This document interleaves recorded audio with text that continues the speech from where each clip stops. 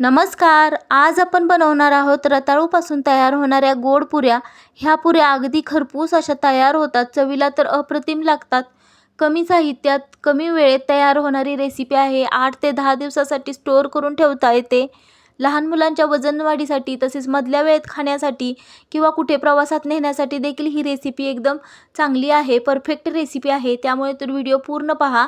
इथे माझ्याकडून एक चूक झाली आहे, ती देखील मी यामध्ये शेअर केली आहे, तर तुम्ही देखील हा व्हिडिओ पूर्ण पहा.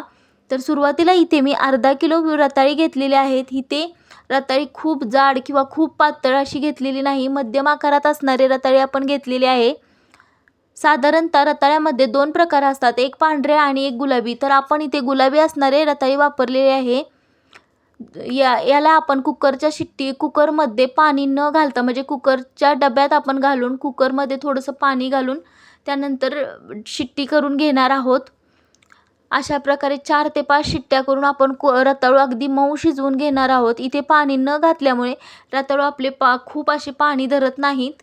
अशा प्रकारे थोडेसे गरमच आहेत रताळी, तोपर्यंतच आपण त्याच्या साली काढून घेणार आहोत. रताळ्याच्या साली काढून झाल्यानंतर आपण आपल्या नॉर्मल खिसणीने ते खिसून घेणार आहोत. खिसून घेतल्यामुळे काय होते, त्याच्या आत ज्या शिरा वगैरे असतात ते अगदी अलगद बाहेर निघतात आणि आपल्याला एकदम अशी प्लेन पेस्ट तयार करून मिळते. त्यामुळे रताळी इथे आपल्याला खिसूनच घ्यायचे, स्मॅश वगैरे करून घ्यायचे नाहीत. अशा प्रकारे आपण सर्व रताळी खिसून घेतलेली आहेत. रताळी थोडीशी गरमच आहेत इथे. अशा प्रकारे आपण सर्व रताळी खिसून झाल्यानंतर इथे आपण गूळ किंवा साखरेचा वापर करणार आहे. तुम्ही तुमच्या गरजेनुसार तुम्ही इथे गूळ वापरू शकता किंवा साखर देखील वापरू शकता. तुम्हाला जर मी इथे पाऊण वाटी इतके गूळ घेतलेले आहे. तुम्हाला इथे जर त्याच्यापेक्षा थोडं कमी किंवा जास्त जरी घालायचं असेल तर घालू शकता. त्यानंतर यामध्ये अर्धा चमचा चवीपुरतं मीठ घातलेलं आहे. त्यानंतर इथे बारीक करून घेतलेली वेलची पूड आणि सुंठेची पूड घातलेली आहे. यामध्ये मी थोडंसं 1 चमचाभर तूप देखील घातलेले आहे, ते माझ्याकडून स्किप झालेलं आहे. अशा प्रकारे हे सर्व मिश्रण आपण एकजीव करून घेणार आहोत. तर इथे तुम्ही बघू शकता मी गूळ चिरून घेतला होता. हीच माझी सर्वात मोठी चूक झाली. म्हणजे काय की गूळ चिरून घेतल्यामुळे ना आपल्याला अशा फोडून घ्यावा लागला. जर इथे आपण एकदम खिसून वगैरे गूळ घेतला असता तर खूप लवकर मेल्ट झाला असता. इथे जरासा असं दाबून दाबून मला गुळाच्या गाठी पूर्ण फोडून घ्याव्या लागल्यात. तर तुम्ही जरी ही रेसिपी करत असाल तर तुम्ही इथे गूळ खिसून किंवा गुळाची जी पावडर असते ती वापरली तरी चालू शकते. अशा प्रकारे आपण हे मिश्रण सर्व एकजीव करून घेतलेले आहे. इथल्या बऱ्यापैकी गाठी फोडून झालेल्या आहेत आणि गूळ यामध्ये मी थोडंसं अमूल बटर देखील घातलेलं आहे. तुम्हाला जर आवडत असेल तर तुम्ही वापरू शकता. त्यानंतर यामध्ये 1 ते 1.5 चमचा इतका मी बेसन पीठ वापरलेले आहे आणि हे पल्प आपले 1 ते 1.5 वाटी इतके भरलेले आहे. त्यासाठी मी 1 वाटी इतकं गव्हाचं पीठ घातलेलं आहे. हे प्रमाण आपल्या रताळ्यावर अवलंबून आहे. इथे आपण पाण्याचा बिलकुल वापर करणार नाही. गूळ जसं जसं मेल्ट होते तसतसे आपले पाणी सोडतं आणि इथे पीठ आपल्याला जास्त लागतं. तर साधारणतः इथे मी 1 वाटी आणि 2 ते 3 चमचे इतके पीठ वापरलेले आहे. अशा प्रकारे आपला पिठाचा गोळा घट्टसर तयार करून झालेला आहे. इथे आपण 10 ते 15 मिनिटासाठी रेस्ट करण्यासाठी ठेवलेला आहे. 10 ते 15 मिनिटानंतर इथे आपण तेल किंवा तूप लावून हा गोळा थोडासा मळून घेणार आहोत. थोडंसं दाबून मळून घेतल्यामुळे आपलं मिश्रण एकजीव होते आणि पुऱ्या आपल्या चांगल्या हलक्या फुलक्या अशा होतात. तुम्ही बघू शकता आपला गोळा किती घट्ट तयार झालेला आहे. ते थोडंसं दाबून घेतल्यामुळे आपण याच्या छोटे छोटे लहान असे गोळे तयार करून घेणार आहोत. इथे साधारणतः मध्यम आकाराचे म्हणजे लहान मोठे असे माझे 20 ते 22 गोळे तयार झालेले आहेत.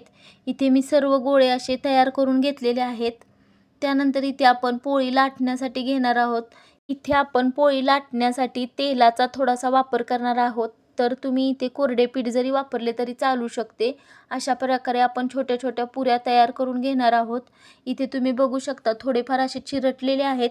पण इथे ना आपण एखाद्या छोट्या वाटीच्या साह्याने किंवा एखाद्या डब्याच्या झाकणाच्या साह्याने अशा प्रकारे त्याला गोल आकार करून घेणार आहोत, जेणेकरून आपल्या चिरटलेल्या पोळ्या दिसणार नाहीत किंवा पुऱ्या दिसताना चांगल्या दिसतील. अशा प्रकारे इथे पोळी लाटताना दिसत आहे की आपलं पीठ बऱ्यापैकी पातळ झालेलं आहे. म्हणजे साधारण किती घट्ट होतं सुरुवातीला, आता थोडंसं पातळ झालं आहे.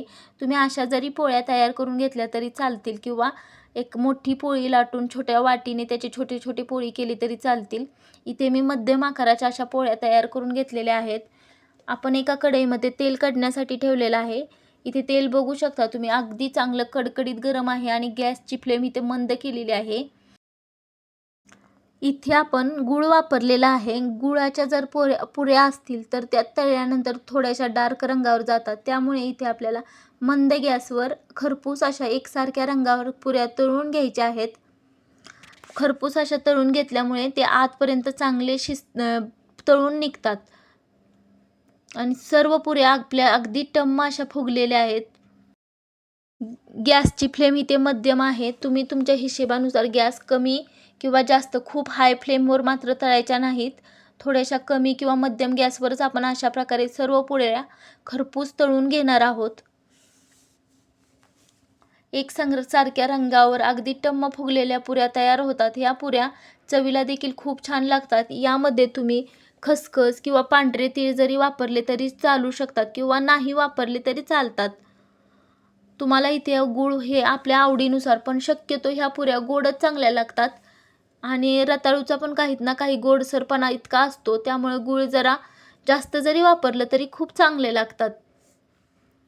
अशा प्रकारे आपण अशा सर्व पुऱ्या तळून घेतलेल्या आहेत. एकही पुरी आपली फुगली नाही असं नाही, अगदी सर्व पुऱ्या टम्म अशा आतपर्यंत भाजून फुललेल्या आहेत. तुम्ही बघू शकता आपल्या पुऱ्यांचा रंग किती छान आहे आणि बिलकुल तेलकट झालेल्या नाहीत या पुऱ्या.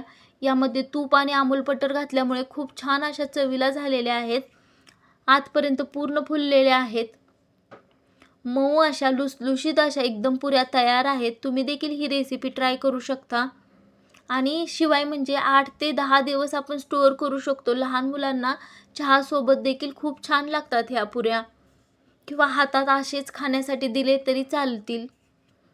व्हिडिओ कसा वाटला? व्हिडिओ आवडल्यास नक्की लाईक, शेअर आणि सबस्क्राईब करा.